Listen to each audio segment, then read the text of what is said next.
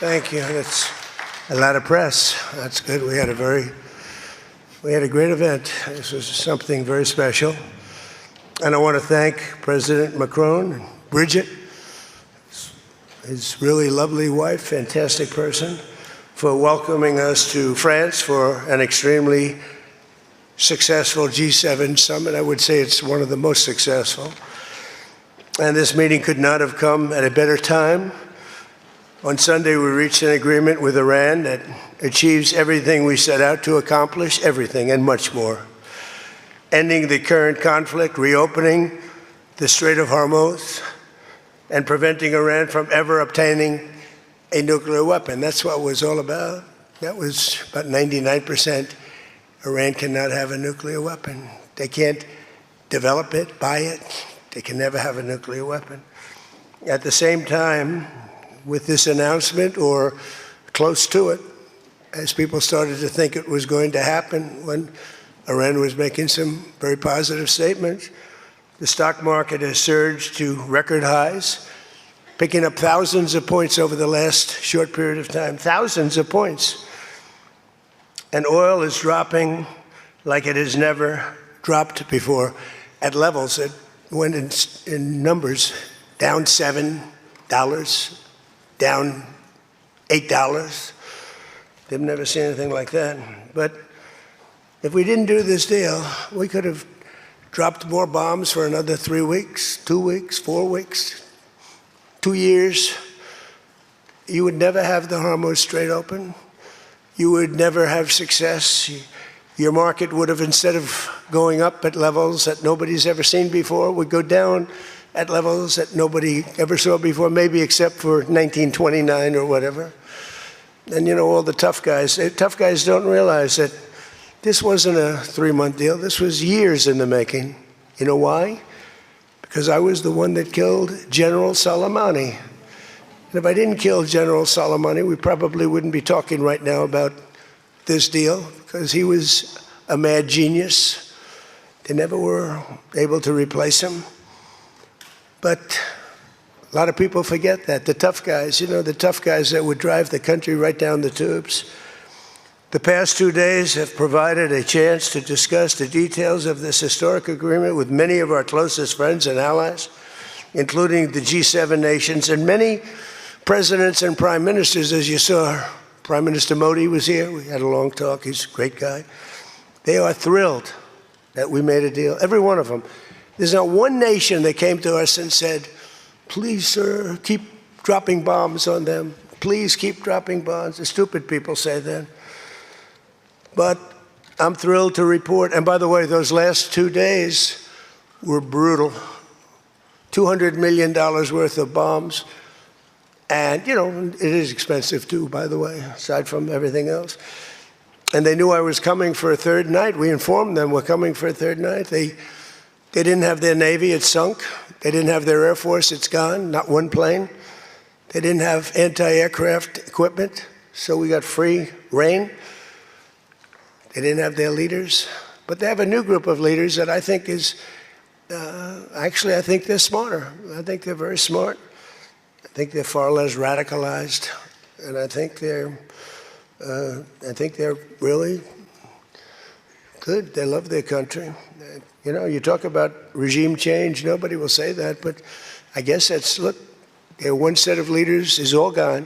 Their second set of leaders is all gone. Their third set of leaders, a little bit gone, but for the most part, and frankly, I think that's regime change. I think they're going to behave much differently. I think they see a different way of life that they were never exposed to.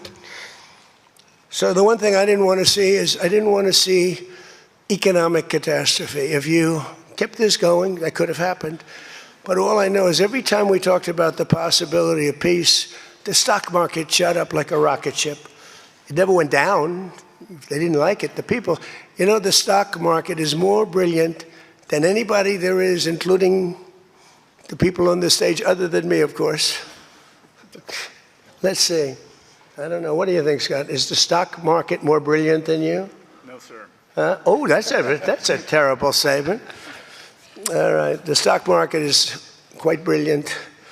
And every time we said something amazing, like we're going to settle, it would go up. And every time we said something negative, like, guess what, we're not going to be able to settle, it would go down very big, Peter, right? Very, very big. Tells you something. And you know, I've studied presidents, some good, some bad, some great. Not too many are great, and some really bad. We had one just recently. And the one president I did not want to be was the late, great Herbert Hoover. I didn't want that, and who knows what would have happened. But bad things happen. So the past 2 days have provided a chance to discuss the details of the deal with the closest friends and allies, heads of countries. They were all here, a lot of them, far more than the 7, as you know, a lot of them. And they put out a statement. I think President Macron, who did a great job, by the way, did a really fan, him and Bridget, they did a great job. But they all put out statements saying they love this deal because they want to see it over. And they love the fact that the Hormuz, don't forget, if we were going to drop bombs, let's say we went another month, another 2, 3 months, maybe weeks, could be another 3 months, could be whatever. What do you have left? Got maybe nothing, but you don't have, the Strait will never be open because people that own billion-dollar ships, these ships cost $1 billion. They don't like sailing ships or having their ships participate when you go up the coast and you go through the Strait and there are rockets flying over your head. They want to protect their $1 billion investment. You wouldn't have oil for maybe years. These are stupid people. But nobody was tougher than me. Nobody hit Soleimani. You know, when I hit Soleimani, people thought that was the biggest thing to happen in the Middle East for 50 years. That was the biggest event. He was the boss of Iran and respected, but he was a mad genius. He was a genius, the father of the roadside bomb. When you see young men, and in some cases women, mostly men, walking around without legs, without arms, with a face that's been blown to smithereens, it's Soleimani, 95%, 96.2 they say or something, 95%. That was Soleimani did it. Happened to come from Iran, and I blew him up. You remember that? I blew him up in the Valley of Death. He got off his plane and we followed him. And in all fairness, because they've been wonderful to me, Israel, but they didn't want to do that attack. They were all set. The night before the attack, they informed me they didn't want to do it. So I had to make a decision. I made the decision to do it. But it was a joint venture, as we say in the real estate business. That was a joint venture between Israel and us. We studied it for a month. We knew what plane he was going to be on. Almost a month before, he only traveled on commercial airliners, big ones with lots of people, because he knew we wouldn't shoot him down. He's very smart. But we knew he was going to be on that plane. We followed him. And then Israel informed me that they won't do it. And I had to make a decision. I had some very good generals, and not the ones you see on television, very good. And I want to thank also Pete Hegseth and General Raisin Kane, who's phenomenal. Okay, these guys are phenomenal. They can't be better. But I had some good generals, and I said to them, well, if Israel's not going to do it, we're all prepared. Do we do it? Do you like doing it or not? He said, sure. If you want to do it, we can do it. How well? We'll do it just as well or better. We'll do it ourselves. We don't need anybody. So we took out Soleimani. One of the biggest events to happen in the Middle East, maybe ever, but they say 50 years, they say 100 years. I was with the Prime Minister of Pakistan. He said it's maybe the biggest event that has ever taken place. Nobody could believe it. So that's when it started. It didn't start like 3 or 4 or 5 weeks ago. And Obama wouldn't do it. What Obama did was he did the JCPOA. He loaded up a plane with $1.7 billion in green cash from banks all over Washington, Maryland, and Virginia. They were stripped of all their cash. They had no cash to do payrolls. It all went into a Boeing 757, a wonderful plane, and they flew it to Iran. And they gave it out to people. They bribed people. They thought they were going to get it done. Then they gave billions and billions of dollars after that.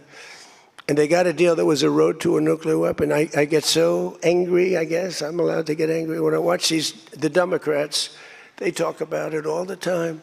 We had this deal done. You had a deal that was going to give them, legally, a nuclear weapon. And if that happened, Israel would have been blown away. And in all fairness to Bibi Netanyahu, who happens to be a good man, gets a little excited sometimes. But he happens to be a very good man. We've had an amazing partnership. He's been an amazing prime minister.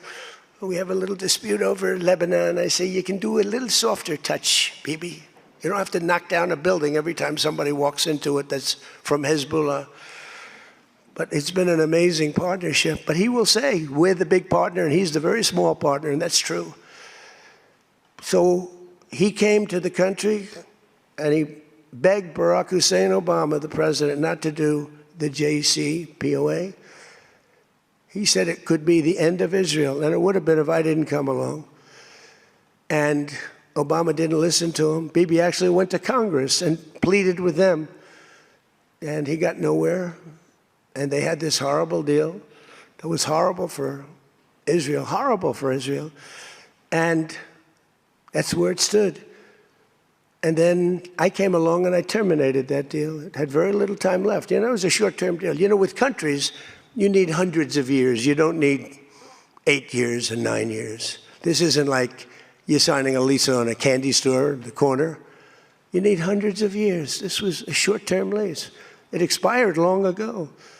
Had I let it run, it expired. You wouldn't have been around. A lot of people wouldn't have been around. But Israel would have been terminated. I think the whole Middle East would have been terminated. You saw that when everybody was shocked that all these missiles, they were aimed at these different places. Qatar, Saudi Arabia, UAE. Think of it. Bahrain, Kuwait. They got hit. Nobody thought that was, even I didn't think it was going to happen. They didn't think it was going to happen. They were going to take out the entire Middle East, including Israel.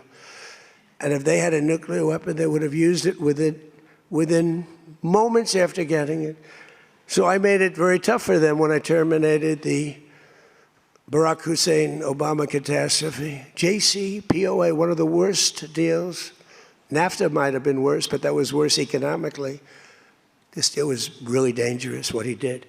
He gave them everything, including a lot of money, which we don't give them, by the way, just in case you have any question. We'll be giving this out so you can read it and you can see. And it's a memorandum of understanding. If it doesn't get done in 60 days, that's all right. We go back to bombing. You know, I don't want to do that because it's so good. But we might have to, because we're never going to let them have a nuclear weapon. But they've agreed not to, and you'll see that very clearly in the agreement.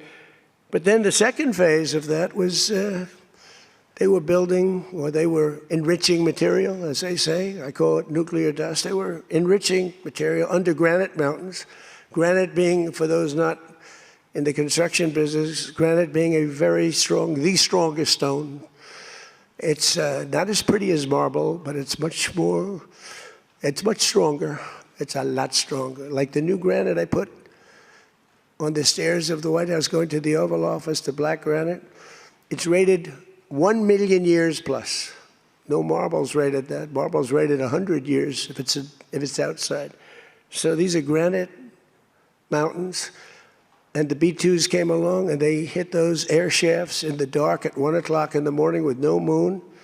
They had a beam going right up everywhere. Those guys did a job, and then they were criticized by certain members of the press, like CNN, for possibly not doing that much damage. And it turned out that the damage was far greater. Those mountains collapsed right on top of everything. Nobody's going to get that for a long time. Unless we want to get it, we'll get it. But we're the only ones that can. And they say China has the equipment to get it, and we have the equipment to get it. And it's actually not valuable. Not a lot of value, but we'd like to get it psychologically, but nobody's touching it. We also have cameras. That's what Space Force is. We have the greatest military in the world, by the way. But I'm proud of Space Force because I started it. We have Space Force cameras on every single door, well, there are no doors. They've been pretty well shattered. But every area of that, if somebody walks in and he's got a badge with his name on it, like Mohammed something, which is about a 50-50 guess, Mohammed something. They can tell the name. They can give you a serial number. We can see things you wouldn't believe the quality of the stuff that we have. That's why we've been so successful. That's why our blockade will go down in the annals of history as being unbelievable. Nobody's ever seen a blockade like that. It's like a steel wall. So what happened is we then terminated that, and I call it the nuclear dust, and that was the end of that. But if we didn't hit that with the B-2 bombers, or if it wasn't successful, they would have had a nuclear weapon, a nuclear bomb at a very high level, not the highest, but it would have been a very high level. We have much bigger, but we hope that we're never going to have to use it. We have the most. Russia has second. China is very far behind, but going to catch up, unfortunately. You know, they're catching up, but we have the most. We have the most powerful, but we also have the most. But Russia's not far behind. And then you have China in third place, but within 5 years, they'll be probably even. And we ought to make a denuclearization deal. It would be so great. We don't need all of that. We don't need to be able to blow up the whole world 300 times over. It's terrible. It's really, if we could do a denuke deal, I'd love it. And one of those two is very willing to do it, I will tell you. But the other one is less willing to do it. And you need all of them. So the deal we reached with Iran on Sunday will be signed shortly, tomorrow, maybe the next day. Subject deals. My whole life is all about deals. That's all I ever did is make deals. And crazy things happen with deals. I've gone into deals where it's a guarantee.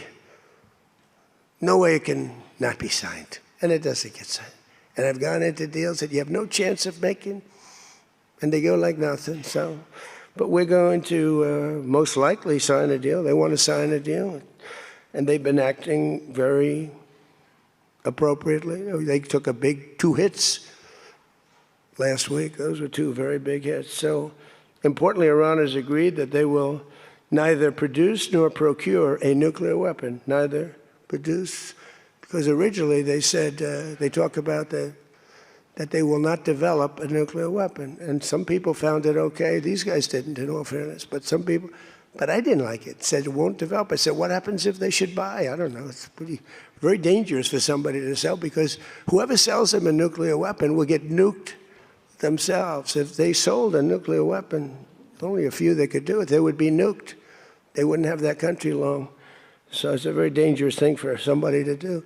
But I wanted it in there. So it's develop, procure, buy, anything. And you'll see that when you see the agreement, but it's appropriate that we release the agreement. And we did send a copy to Israel, by the way. They've been a good partner. Again, I think they could do better with respect to Hezbollah. I'm not saying they shouldn't protect themselves. I'm saying when 2 drones are shot into the desert and drop harmlessly, you don't have to knock down buildings in Beirut. They could behave better. And frankly, they could do a better job. I love them as a partner. They were terrific. But they could do a much better job with Hezbollah. On that, I don't think they're doing well. And I feel very bad for Lebanon. Lebanon's been, it was a great culture. They had the professors, the doctors, the lawyers. It was an incredible culture, maybe the highest in the Middle East for years and years, centuries. And for the last 50, 60 years, they have been just trashed. They have been living in hell. So they'll work closely with us to turn over the so-called enriched material that's very deep in the bowels of the earth, very deep. Nobody can get it. So it's not important that we do it quickly, but we could do it fairly quickly. When we have a chance, we'll do it. But in the meantime, we have cameras on every inch of it. Nobody can do it. And if they do, we'll hit them with Patriots, that's all. And they'll be gone. And they know that. Technical discussions on the removal of all stockpiles of enriched materials will begin immediately. We're going to start that immediately. And unlike Barack Hussein Obama, who sent Iran pallets of cash and any relief they receive under this deal, they'll have to get based on merit. And it won't be from us. We don't have to give them anything. But some people may want to invest. Like, what are you going to do? Say you can never, ever invest in a country? I mean, it's pretty tough. I don't mind being tough, but it's pretty crazy. You can invest in a country. You can invest in any country you want, but you can't invest there. Well, they need investment because we did $1.5 trillion, maybe $2 trillion worth of damage. So somebody's going to have to help them out. There's no guarantee about helping them out. And could be their neighbors will help them out a little bit. I don't know. But it's a lot of money. Almost nobody has that kind of money. That's the kind of damage that was done. But we're not investing any money. There was a fake story. There was a fake news story that got a man, a person, a good person. J.D. made a statement. It was a perfect statement. And they reported it in a very strange way. But that's why it's fake news, I guess. So we don't give them money. We don't give them any of that. And what happens is with time, if they behave, if they be a citizen of the world, a reasonable citizen of the world. And I think this group, again, I didn't do this for regime change, but I think this group is regime change. I mean, hey, the first group is dead. One little morning, having breakfast, the whole group, they thought they'd never be caught because we never bombed during breakfast, but we bombed, and they all, 88 people. And I'm not proud of that at all. But the second group came in, and they were very unreasonable, too. And they were all gone. They were all gone. And then the third group, we've been dealing with them. Couple left this planet, but we've been dealing with them. And again, they've been fine. I mean, I've had a lot easier. I've had some easier ones.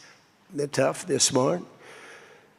Maritime traffic through the Strait of Hormuz has already increased very substantially, and the normal flow of energy will resume in the coming days, and trillions of dollars will be made by the world, and the stock market will, I believe, continue to rise. The only difference is that a player that's very volatile, very tough, very smart, frankly, they have, in one way, a primitive culture, but it's also a genius primitive culture. They're very smart people, very good negotiators, but so are we. So rather than possibly going into a depression, rather than having your favorite president be Herbert Hoover, I was always the one I didn't want to be. I wouldn't have preferred Nixon. I wouldn't have preferred, there are plenty I wouldn't prefer, but the one I always thought of, Herbert Hoover, and he caused it. He raised taxes too fast, and he raised interest rates too fast, all at the same time. And it caused the Great Depression. So I don't think I'll make mistakes like that. I lower taxes, I don't raise taxes. In fact, we just gave you the largest tax decrease, largest tax cut in the history of our country.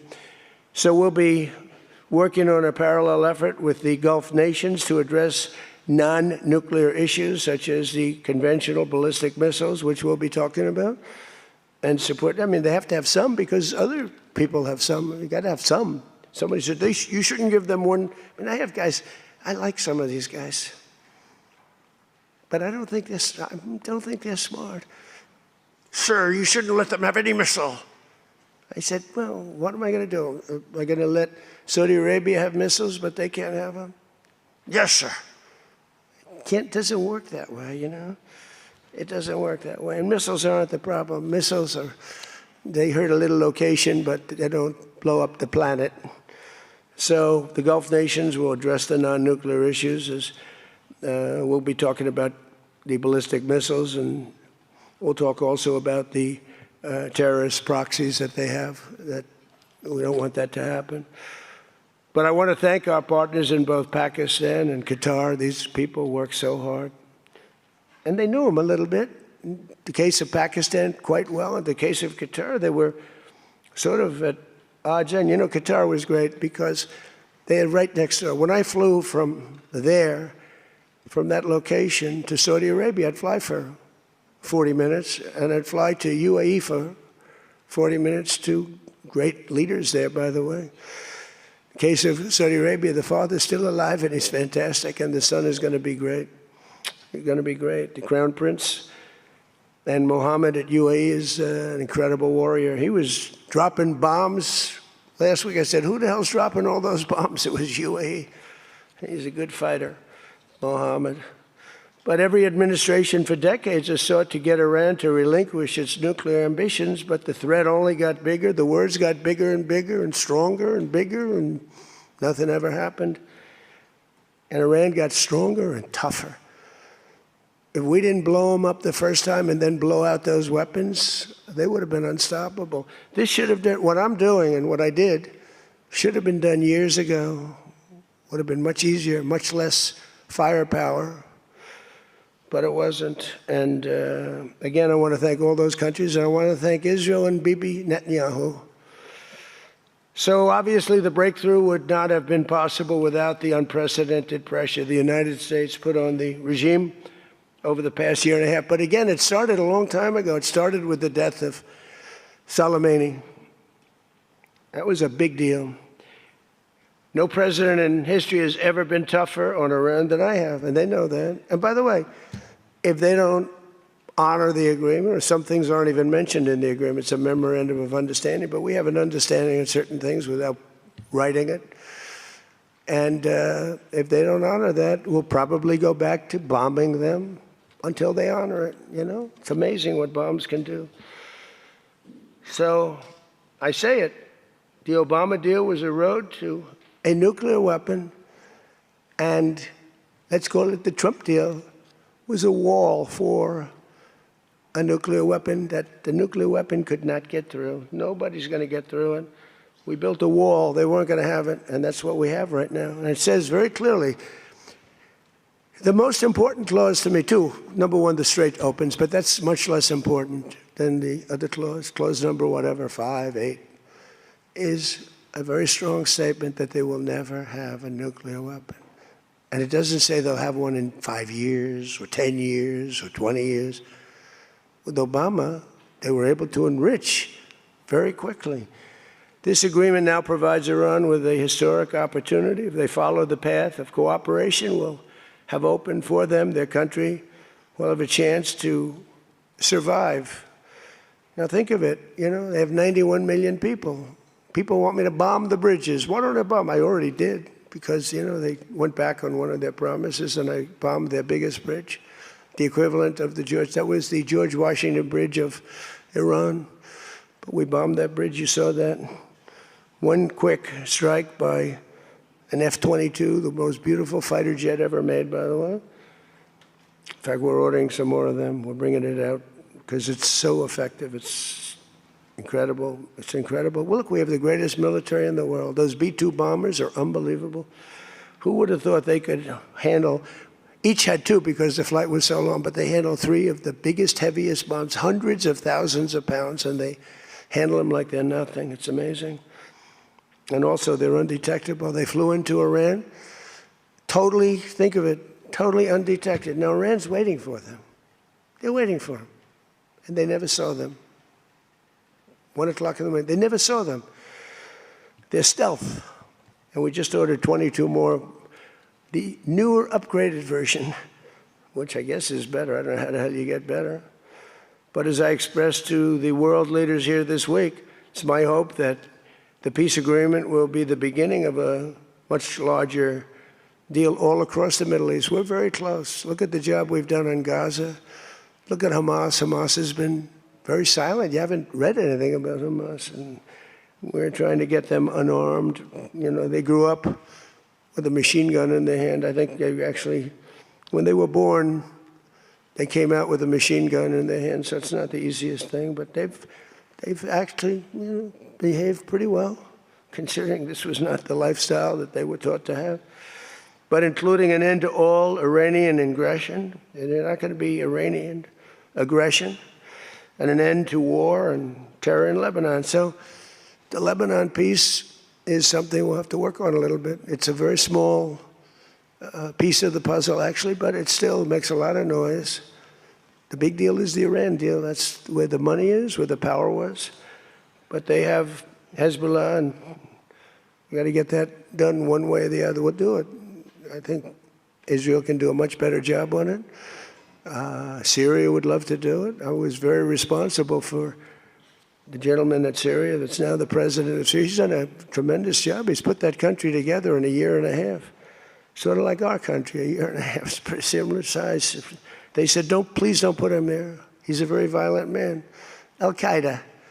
I said, well, I know one thing, a Boy Scout's not going to work. And he's actually done a very good job. He'd love to go in, and Hezbollah's an enemy of his, and he'd go in, but he wouldn't knock down buildings every time he hears there's somebody. He'd just go and get them with precision. But I don't know that people want that. Maybe they don't. Maybe Lebanon doesn't. We have to be guided a little bit by Lebanon. And by the way, the president is going to be coming, Prime Minister, President, going to be coming over to see us very shortly, over the next week or two. Good man. He's, man is living. What a tough life he's got, because he's got tough groups of people. And it's amazing. Amazing there is a Lebanon with all they've been through. They have been treated worse than just about, I think, anybody. Disrespected incredibly. So the expansion of the Abraham Accords is the other thing that we hope we're going to get. And I think Saudi Arabia, if they lead the way, they'd be doing themselves a big favor, because everybody that's in it, UAE went in right from the beginning. Again, he's a warrior. And they never got out. Nobody ever got out. You think maybe during the war. They were all afraid of, everybody was afraid of Iran. And that's why we ended up with the original members. But then when the election was rigged, that's right, and I wasn't here at all, nobody cared about anything. The country went to hell in every way. That was the least of it. Middle East was the least of it. The country went to hell, allowing 25 million people into the country, unchecked and unvetted, many of them criminals, many of them murderers, 11,888 murderers allowed into our country. So this was the least of it. But the past 2 days have also provided an opportunity to discuss a number of other key issues with members of the G7 and our partners. Yesterday morning, we had a productive conversation on the war in Ukraine. I spoke with President Putin. I spoke with President Zelensky, and he was there. And President Putin I spoke over the phone with. And something's going to happen. They're losing a lot of people, a lot of soldiers. They're losing soldiers. Both are losing a lot. Russia's losing more because they're the offensive ones. And when you're offensive in war, you lose more. Pretty simple. But I provided an update on my call Sunday with President Putin and expressed my continued hope. We had a very good conversation with President Putin and a very, very good conversation with President Zelensky. I think they both want to do something. They just don't know how to do it. They want to do it. They just don't know how. In our session yesterday afternoon on international partnerships, I offered an update on how the United States is leading the world in responding to the Ebola outbreak in Africa, sending $375 million in aid so far to help stop and contain the crisis at its source, and we've done great. I was with the president of, a couple of presidents came over, by the way, from African nations, and they were so happy with what we did. But where it's unfair is we gave $375 million. The rest of the world gave essentially nothing, maybe a couple of bucks, but nothing. And they were all saying, thank you so much. And I think they've done a good job. It's a terrible thing. Ebola is a terrible thing. That's an unbelievable one. Fortunately, it's not like COVID where it's that easy to spread around, but it's rough. And we've done a good job. We've moved people to certain quarantine, certain locations.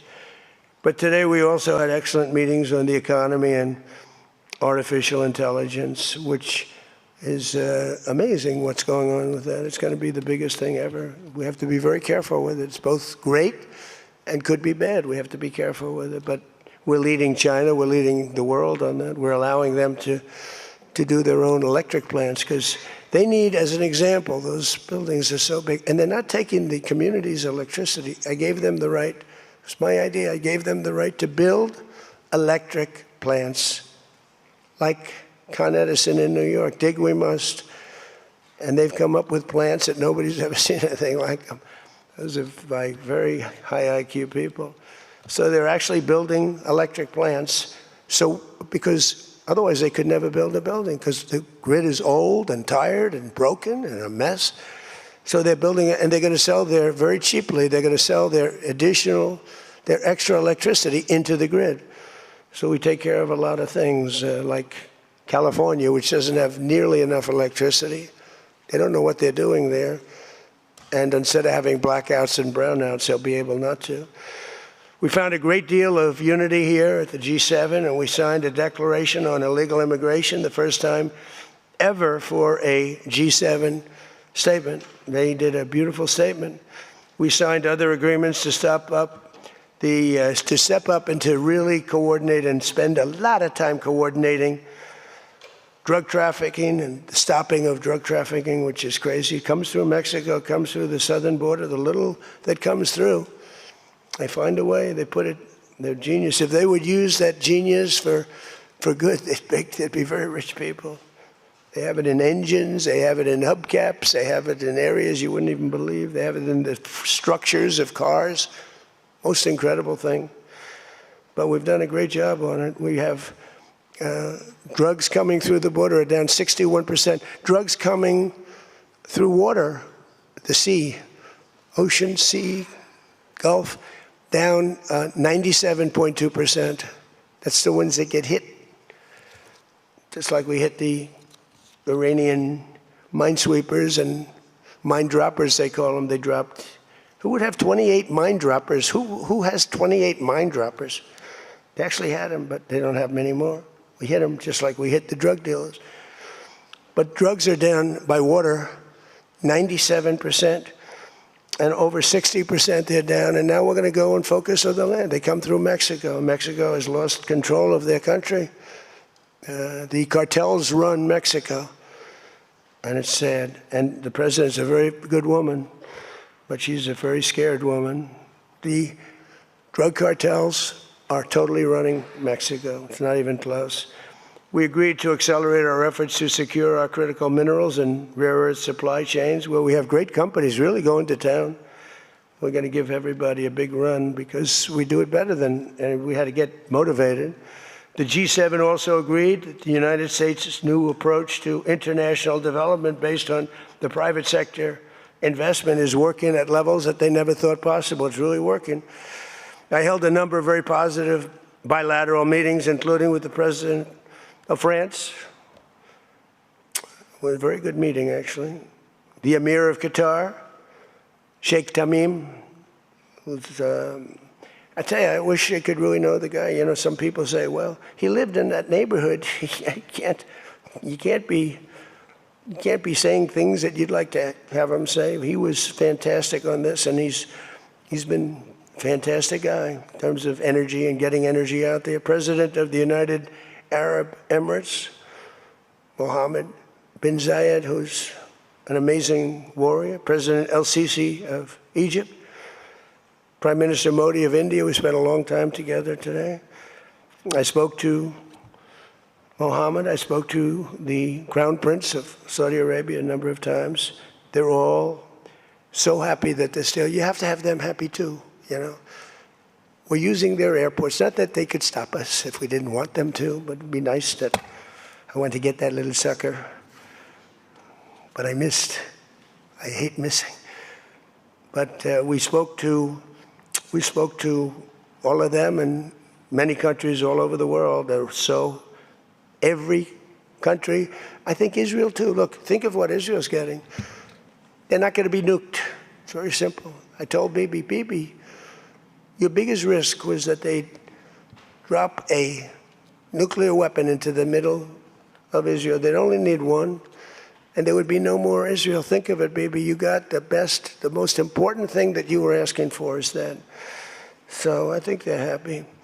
Some people are going to be, not him, but there are some people, some writers, some that I thought were friends of mine, but I don't want them as friends anymore because they're either stupid or they're bad people. But we stopped nuclear holocaust, and it stopped too. I mean, there's not going to be any of that. So from the beginning to the end, it was clear that this week America's back. It's bigger and better and stronger. We're more respected as a country right now, I think, than we ever have been. And we were a laughingstock 2 years ago. They would laugh at us. We had a man that should have never been there. You know that. A man that would walk up to a podium once every year, and they'd ask him, what flavor ice cream do you like? I like vanilla. Then he'd try and find the stairs, which he couldn't find most of the time, and he'd leave. This is very unfair reporting. And then you said you didn't know about that. You didn't know there was something wrong. We can never let that happen to our country again. To me, the worst. We had the worst inflation ever. We had the worst in prices and the costs. It's all coming down now because the oil is bringing it down. You're going to see numbers that are going to be amazing. But this evening, I look forward to a very special dinner with President Macron and his fabulous wife at the Palace of Versailles. I sort of like that palace. Palace has a lot of gold. I want to check it out. It's a beautiful palace, maybe the most beautiful of all. I hope you're going to get to see it. The ones that are traveling with me, I hope you're going to get to see it because it's amazing. But they asked me if I'd stay a little bit longer and go to Paris. So I'll get home a little bit later, but it'll be a nice dinner. But I'm interested to see it. I mean, that's the ultimate, I guess. It's the ultimate of its type. Louis XIV, celebrating the 250th anniversary of America's founding and America's oldest alliance. And we're celebrating that a little bit tonight. They'll have the biggest people in Europe at the dinner.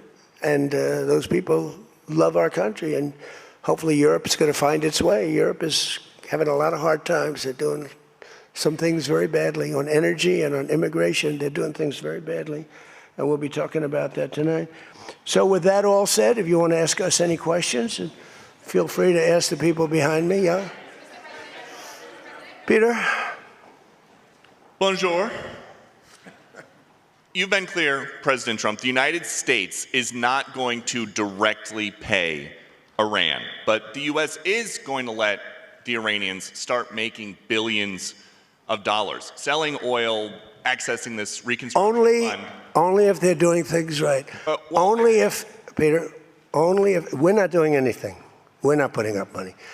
Only if they're doing things right. If they're doing things right, if people want to invest, they can invest. But they had this $300 million fund. It's only $300 billion fund. It's only if they're doing things right. Remember this also. When you talk about billions of dollars, they've had much more than $1 trillion worth of damage done. They got a long way. There'll be 15 to 20 years to rebuild what they have right now. So they have to behave themselves. If they're not behaving, they get hit again. You know, they'll be hit again because we can do it very easily. It's going to take a long way for them to build back their anti-aircraft stuff. It's going to take, and you know, the other thing I want to thank China, President Xi, I was with him, and he stayed neutral, totally neutral, and I appreciate it. And I want to thank Vladimir Putin. He was very neutral. They could have made it much more difficult for us. And I want to say it. You know, somebody would say, oh, that's terrible. He's thanking President Xi of China. Well, let me tell you, I had a long talk with him. You know, they have shoulder weapons to knock down airplanes. That it's not like the real deal, but they're accurate. They're fairly accurate. I said, I would really appreciate you're not giving or selling any of that stuff to Iran. And you know what? For the most part, he didn't. So I just want to thank them because they made it a lot better. Can you explain, though, what the difference is between giving Iran U.S. dollars and unfreezing U.S. dollars? Well, the unfreezing, that's an easy one to answer. We have taken a lot of their money, and we have their money. We have taken their money. It's not our money. It's their money, and we froze it. At a certain point in time, I guess we're going to have to give it back. You know, if we didn't give it back, nobody would ever invest in the dollar again. If you took their money, because I thought about it, you know, I'm not the most perfect person. I said to Scott, why do we keep their money? What the hell are we giving it back to them? But, you know, people from lots of nations, some nations we don't agree with, they have their money. The dollar's become very strong under me.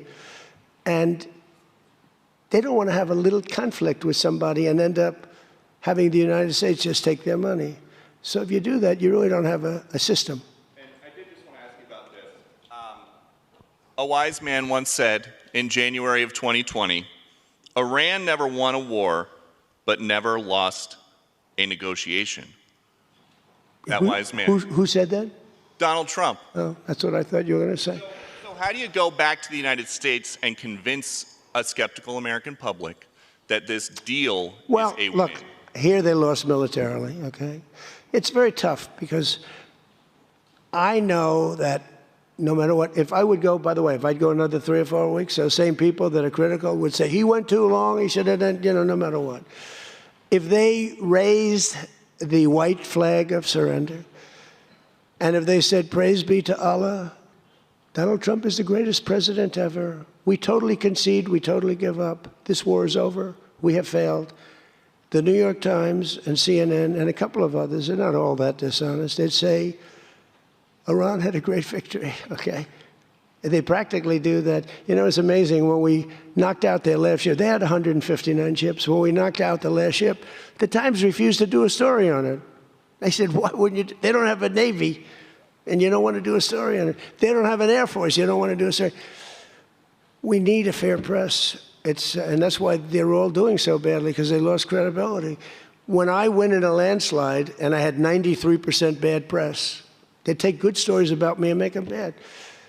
But the only reason that happened is because they have so little, the media has so little credibility that the people voted for me. 93% of the stories on network, ABC is horrible. I think ABC is the worst. NBC is terrible. And CBS is terrible. CNN, obviously. And I never get good stories, no matter what I do. I could do the greatest thing. I won't get good stories on this. I'll get it from fair media. I'll get it from all over the world. They're writing good. But no matter what I do, I'm going to get bad press. I know that. Now, if I did the opposite, if I went out and continued to bomb them for another 4, just bomb the hell out of them, I'd get bad press on that. No, there's nothing I can do. But what this does is it allows the ships to go.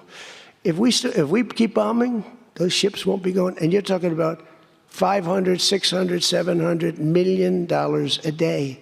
It's a lot of money, a lot of money. That's why the world is okay. It's liquid, it's fine. Also, we run out of reserves in about 4 weeks. There are reserves all over the world, and we would really run out. And there'll be a time when you wouldn't be able to get it. And you want to see bedlam? So for all those so-called geniuses that want to show me how smart they are, ask them why didn't they blow up General Soleimani? Ask that of the general and a couple of other people that I like very much, but boy, are they wrong. Go ahead. How about you? Thank you, Peter. I'd give you more, Peter, but people will say I like you too much. Thank you, Mr. President. Bonsoir, Mr. He told me that first day in office, he asked me like 7 questions. I answered all of them. Is this true? He said, he just answered more questions in one meeting than Joe Biden did in 4 years, okay? I'm not going to get you in trouble, but that's what you said. Go ahead. Well, Mr. President, in The Art of the Deal, you write about the importance of leverage. Yeah. Obviously, you have a lot of leverage when it comes to Iran, whether Tremendous it's militarily or through economic sanctions. What leverage, sir, do you have when it comes to Israel and Hezbollah to ensure that they abide by the ceasefire? Well, I think we have leverage just by the fact that we really have Iran now has to be good. They have to behave. And we might help. That's a much smaller conflict. It's a conflict that should be able to be over with. I'm surprised it's taken so long. And it's a much smaller, but we have a lot of leverage. We have the greatest military anywhere in the world. We have the strongest, most powerful. Look at the blockade. By the way, the blockade was more impactful than all of the bombing raids where we dropped $1 billion worth of bombs on Iran. The blockade was so incredible. The naval blockade, the admiral, the whole thing, not one ship got through. That meant no money got through. They were dying. They had no money. They have inflation that's 250 or 300%. They have no money. We have tremendous leverage. We have the leverage of the economy, as an example. We'll get that done. That's a small one, and we'll work with Israel and get it done. But I'd like to do it. I mean, you have people living there. Buildings are being dropped on top of them or right alongside of them. How would you like to live there? It's so unfair, especially Beirut. You go into Beirut and I looked at the scene 2 days ago, yesterday, where they hit. That was a big hit. That was unnecessary in my book. Yeah, please. Two questions. If you could clarify something you said just a few minutes ago. One of the goals of Epic Fury going into it, you said was... Say it again. Speak up. Sorry. One of the goals of Epic Fury, you said going into it, was to destroy Iran's ballistic missiles and its capabilities to build more. Yeah. Why is it acceptable to you now that they keep some of that capability? And Iran is... What are they keeping? What are they keeping? They have less than other nations now. We knocked out probably 84, 85% of their missiles. The rest of them are underground. They can't even get them out. You know, the other night's raid, I think it was on the first night, we knocked out hundreds of their missiles. Actually, by mistake, we were hitting an area, and you can sort of see when the bombs are going off, and then you see one that looks like, wow, what happened? A lot of missiles knocked out. No, but what are you going to do? Let's spend another 2 weeks and give them none. They don't want to be firing missiles right now. They're going to have a hard time rebuilding.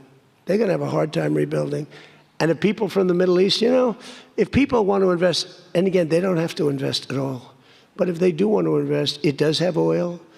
It does have probably a future, but it's going to take a long time. But are you going to let the 91 million people starve to death? I mean, one of the things I was very intent on, they have water desalination plants, very good ones.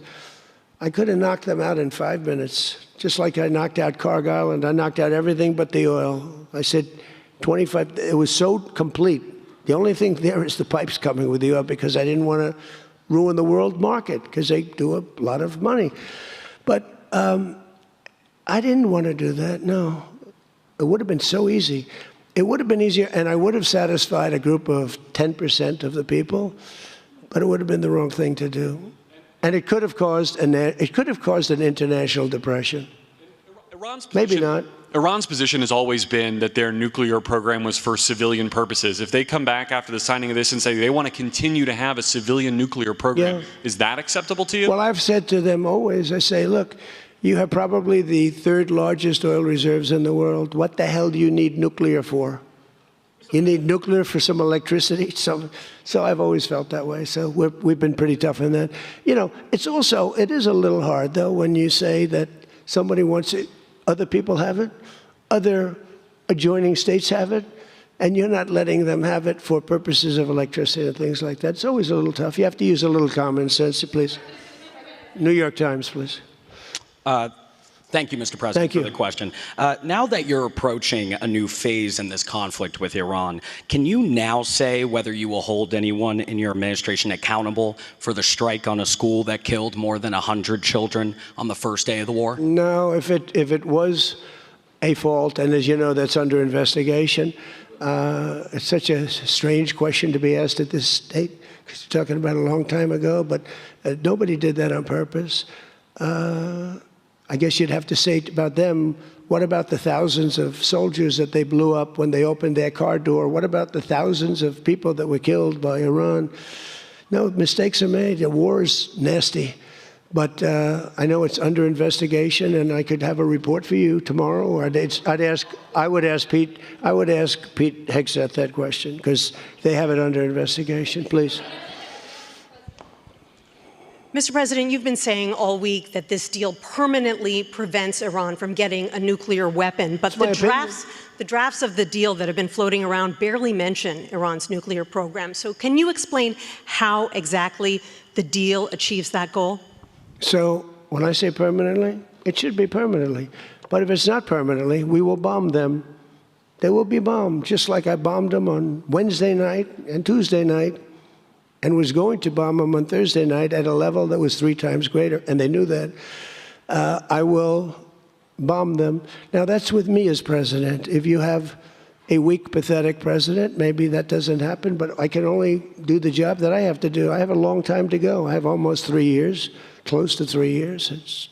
Time is going fast. But our country's become we're the most respected country in the world. Those leaders today, they said, we used to laugh at you. 2 years ago, the same guys, they'd laugh at the country. And now they say, you're the most respected country anywhere in the world. Militarily, even military. Take a look at what happened look at what happened in so many different locations. Afghanistan, that horrible retreat that these people made, leaving equipment behind. They weren't under any pressure. You take your time. You can get out. I was going to get out. We were going to get out with dignity and pride, take 100% of the equipment. I was even taking the tents down. But then they got in and they just left. They left all the equipment. I may get all that equipment back. Now, here's the thing. More symbolic, because it's a little old now. But we may get it all back. Afghanistan is kissing our ass. You know that? So you're threatening to bomb Iran if they don't comply, but there's nothing enforceable in the deal itself. Is that correct? Doesn't have to be. I let them know. I said, look, if you don't adhere to the agreement, I don't want to do that, but we're going to bomb the hell out of you. And I don't think that they're going to veer from the agreement. What else am I going to do? Am I going to say I'm going to take you to court? Let me take you to court. Let me sue you. No, we're going to bomb the hell out of them if they violate the agreement. I don't want them to. I want them to honor the agreement. Again, the straits close up. Bad things can happen. You know, in war, terrible things happen. Like you mentioned the question before about a school gets hit. Other things get hit. Bad things happen in war. War is a nasty place. I see it. I see it. I see it better than maybe anybody has ever seen it. Of the agreement with the Israelis. Go ahead, please. Thank you, President Trump. Oil prices are now plummeting. How do you see this agreement further affecting energy prices in the U.S. and the U.S. economy in the long term? And secondly, Mr. President, how do you think Vice President J.D. Vance did on The View yesterday? Well, first of all, thank you for the word plummeting, because that's what's happening. Oil prices are plummeting. And that means oil prices are going to come down. You know, if you make donuts, you have a heating, you have a stove, and you have to buy the heat, you need the gas or the electricity or whatever you're using. And when oil prices come down, oil is the biggest thing. Oil is, you get oil prices coming down, and they're going to come down. And we're hitting in the threes now for gasoline, and that'll come down a lot lower.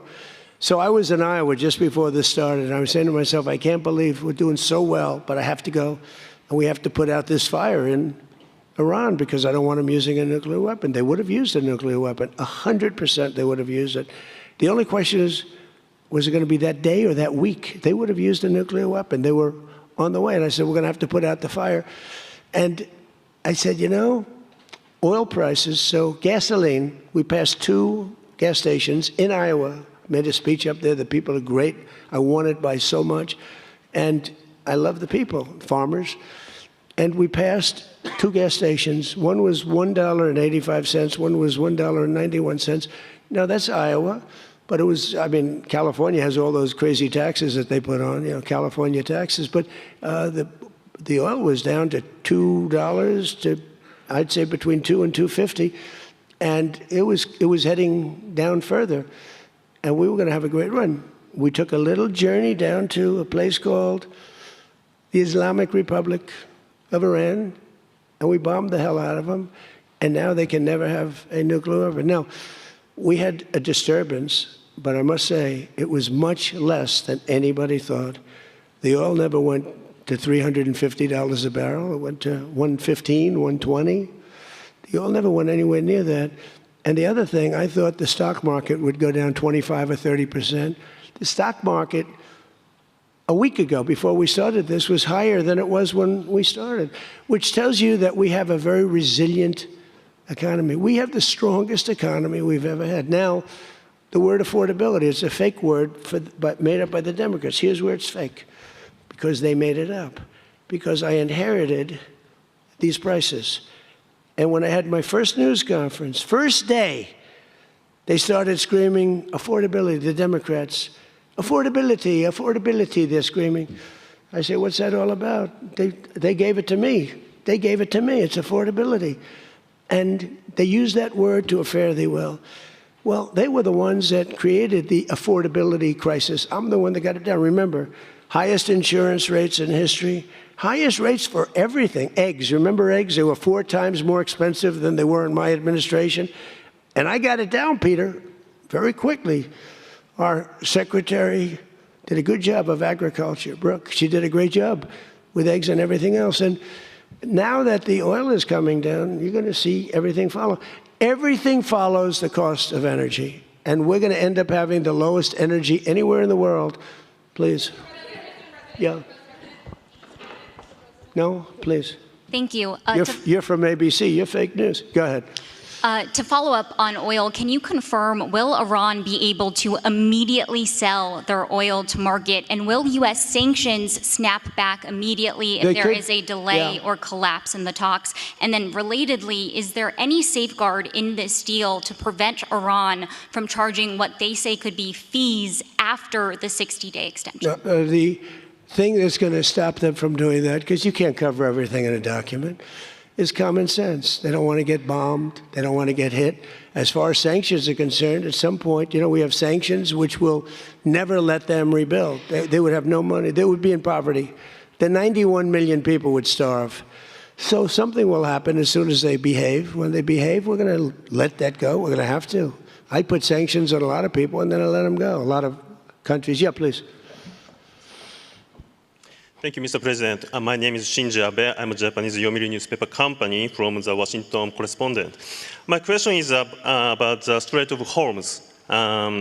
Did you ask other G7 nations to send military force? And what specifically are you asking of Japan? Or where are you from? I'm from Japan. From where? Japan. And is military support? I just left your prime minister. Japan's doing very well. She's my biggest fan, I have to tell you. She thinks I did a great job. You have to call her and ask her. And, she's doing a very good job, by the way. Go ahead. And military support is no longer necessary? Yeah, but what do you want to know? Go ahead, just tell me. What do you want to know? Okay, my question is, did you ask other G7 nations to send military force? And what specifically are you asking of Japan? To send the Air Force? For what?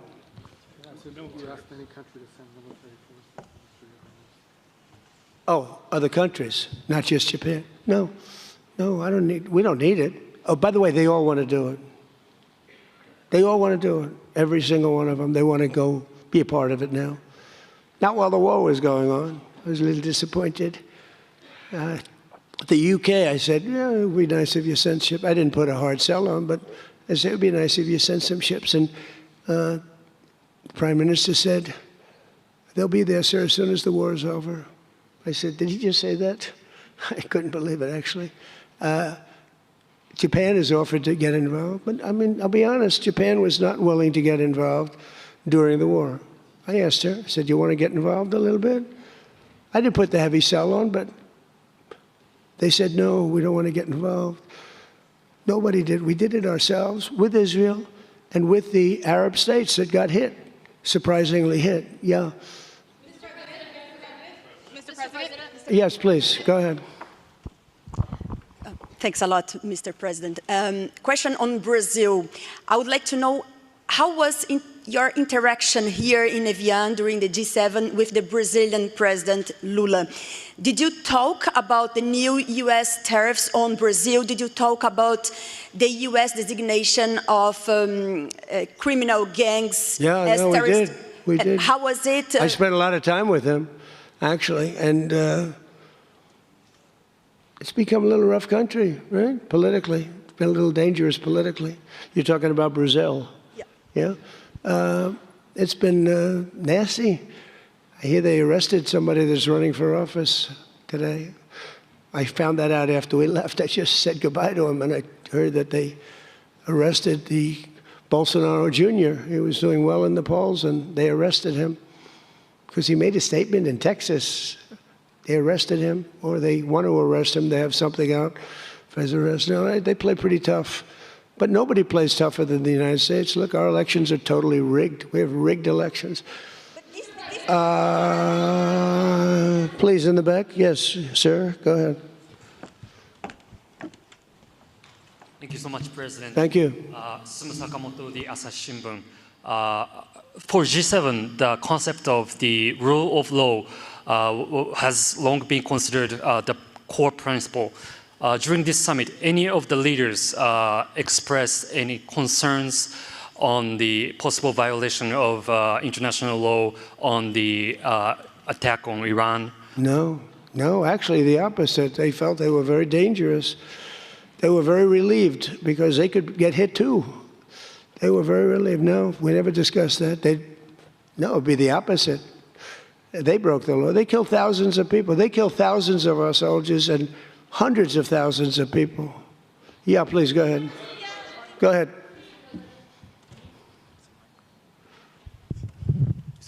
Okay. Mr. President, yes. Yesterday, the Pakistan thanks for the Chinese government to help make a peace talk between Iran and the United States. So, what do you think about the China's work to get the United States and Iran sitting down to talk and make the deal? And the second question is. Okay. Let me answer the question. Okay. So I think China's been terrific. I told you that before. They could have been bad. They could have sent in to try and block or break the blockade. They could have sent in an oil ship with 6 destroyers alongside of it on each side. They didn't do that. President Xi helped me. He tried to help, and I think he probably helped get it solved. You know, they get 50% of their oil from that location. So that wasn't that easy. President Xi was fantastic. He tried to help me solve it. And he didn't give any big weaponry. I guess we'll find something somewhere along the line. But he didn't give any big weaponry, I can tell you that. No, I think China I couldn't ask for much more. Again, they were impacted because they get more than 50% of their oil from the Hormuz Strait. And no, I thought they were fantastic. Okay, how about one more question right here? Go ahead, please. The latest YouGov Economist poll shows that Democrats have lost a 5-point edge on the generic congressional ballot. They just have now just a 2-point lead since February. Do you think that they're losing momentum? Well, I see the Republicans in generics. You know, generics are very important. I don't know how accurate, because I see a lot of bad polls. The polls are very dishonest, just like a lot of reporters, like these people over here, are very dishonest. CNN, ABC, it's a whole group of them over there. They're really dishonest people. But, you know, and really networks are very dishonest. And they have to straighten themselves out or they're not going to be very successful because people don't believe them anymore. But no, the generics are very interesting because the Republicans are coming up strong even before this. You know why? They're seeing all these lunatics, like the guy in Maine with the swastika. You know, for 10 years they've been calling me a Nazi. And now they have a Nazi running. He's got a tattoo on him. I've been denying it for 10 years. They know it's not so, but they've been calling. I don't think they could call it to me anymore. You know, one more? One more? Go ahead, Peter. Let me finish with Peter because he's been better to me than he's been to Biden. Thank you, President Trump. I have a question about this weekend. Why not stick around for the signing ceremony with this Iran peace deal? I might. You might? Yeah, I might. But I'd rather, this is a memorandum of understanding. It's very important, but it might not be the kind of a document that I should be signing. Is there some element to this where you send the vice president, if it works out, great, you look like a genius for sending him. And if it doesn't work out, it's the vice president. I like that idea, sure. What? This way, if it works out, I'm going to take the credit. If it doesn't work out, I'm blaming JD. You better be careful, JD. He's going to turn his plane around and get the hell out of here. Yeah, I like that idea. I think it's a good idea. Thank you very much, everybody. Thank you.